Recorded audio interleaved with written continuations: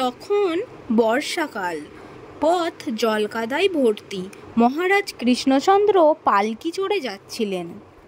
এমন সময় হঠাৎ দেখা গেল গোপাল জুতো হাতে করে হেঁটে চলেছে।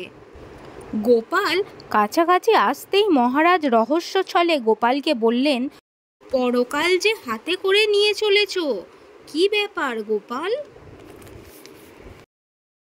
গোপালও সঙ্গে সঙ্গে উত্তর দিল, আমি তবু হাতে করে রেখেছি, আপনি তো খেয়ে বসে আছেন মহারাজ।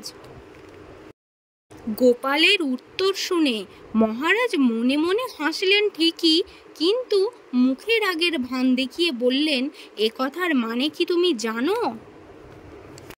গোপাল তখন উত্তর দিল, আজ্ঞে না মহারাজ, আপনি বলে দিলে ভালো জানব। আপনি শক্ত সামর্থ্য মানুষ হলেও পালকি ছাড়া চলতে পারেন না, তাহলেই মনে করুন আপনি নিজের পরকাল খেয়েছেন কিনা।